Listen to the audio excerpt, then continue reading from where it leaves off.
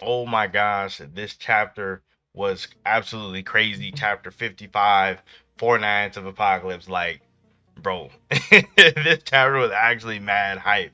Like it basically had everything I wanted to see. I was one of those people where I was really worried that since Tristan and showed that we weren't going to get to see Percival go off, but man, did we get to see Percival go off in this chapter. Like whatever this form is, or whatever he's doing in this form, absolutely crazy. I have my predictions and my own little things that I think is going on, but absolutely crazy. But to get into the very beginning of the chapter, we got the color page for Tristan. Oh no, he's hot! Tristan looking like his mother right here. That is his, like Tristan is literally his mother's son. Like he looks just like Elizabeth, the earring and everything. I know myself.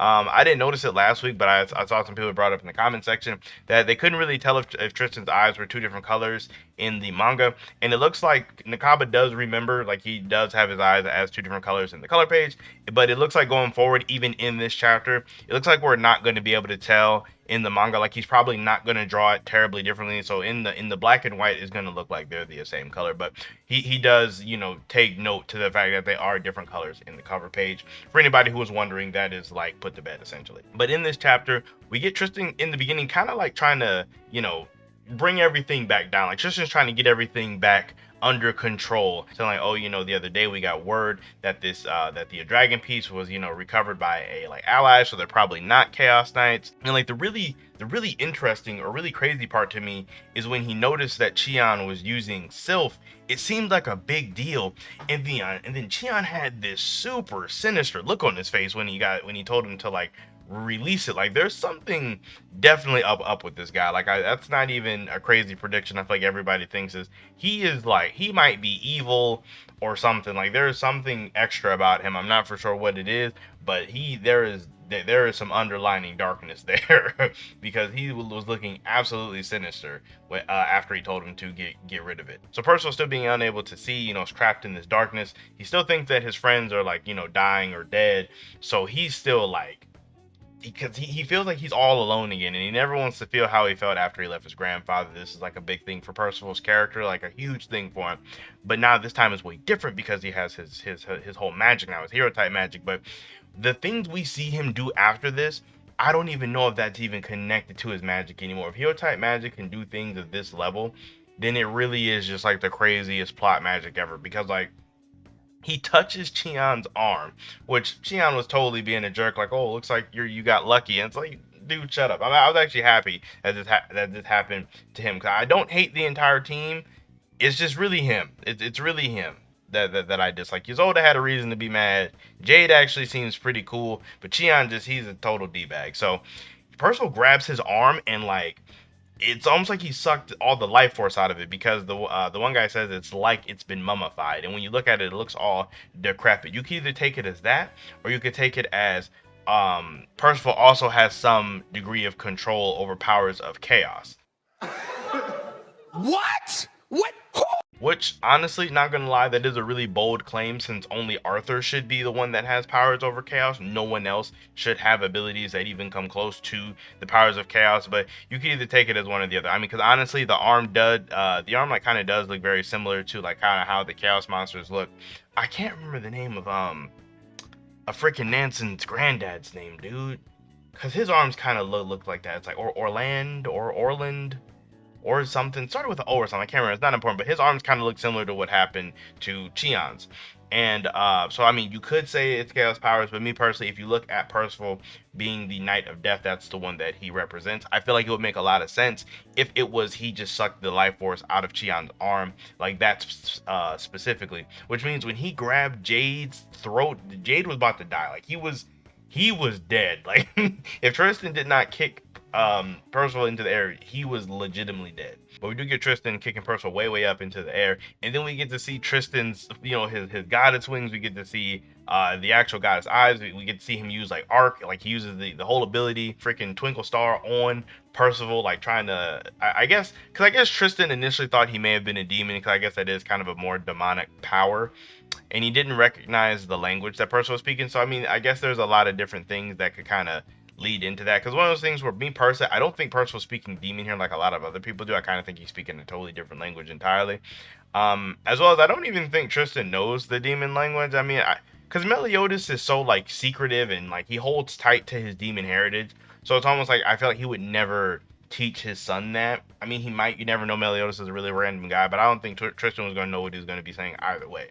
So the crazy thing is, Percival actually tanks this like entire attack. Now, granted, the attack is more effective against demons. This is true. It is like vastly more effective against demons, but it still will do damage to you if you're normal. So it's not like this attack just literally did not affect him. This attack was crazy, and Percival actually does like counter attack back, but like it's still Tristan. Like he's still like way more experienced, way stronger, a better fighter. So he still is like if this fight would have went on, Tristan would have definitely killed him. Like I don't think Tristan was going all out or anything. I think Tristan was just fighting in a nice safe a safe zone, because Tristan also doesn't want to destroy the area, and like he said shortly after knocking Percival down, he hates needless bloodshed. So I definitely don't think that Tristan was ever really in any real danger. I think maybe the surrounding people, Tristan's platoon definitely were in danger, but Tristan himself, he was in zero danger. He was absolutely fine. So after Tristan saying that he may actually have to put Percival down, this is when, Percival's group, Annie, Nansen's Donnie, they all step up to protect him, saying that, they're not going to let him do that.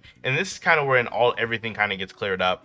Donnie is saying that, you guys, your king invited him here. He is one of the prophesized knights. Like, we're not going to let you do anything to him. Which then they all realize that they have all effed up sorely. I mean, Tristan, a little bit less because he got here when things were going crazy, but those three effed up real bad. So there is that. And then after, hugging Annie and, they get the whole darkness veil off of him, Percival sees everybody's all right. And that's the end of the chapter.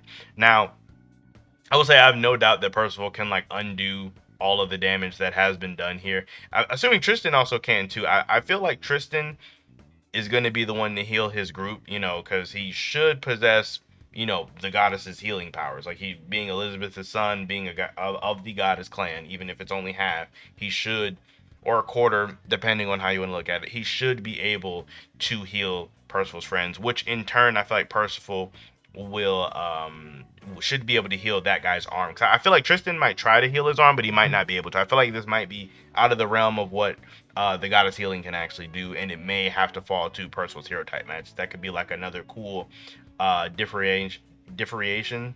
Ooh, I don't know if that's how you say that word. It could be a cool. Not gonna say anything. It could be something cool that separates it from the goddess clan healing.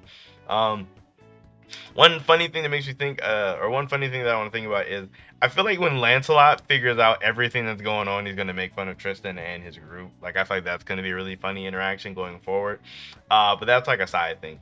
Honestly, this chapter was really hype. Like, I was, man, like everything going on. Because I've been wanting to see Tristan for, like, everyone has wanted to see Tristan for a long time. But it was almost backseated by Percival going off in this chapter. So this chapter was absolutely amazing. Next chapter, no doubt we're going to get more of kind of everything coming together, with probably more than likely everybody meeting. I feel like the beginning will be kind of what I was talking about earlier with Tristan and Percival healing everyone, and then everybody's going to come together and kind of talk out the misunderstanding, and hopefully we get everyone together by the end of it, so we can so all of this like running around and fighting each other will be absolutely over with.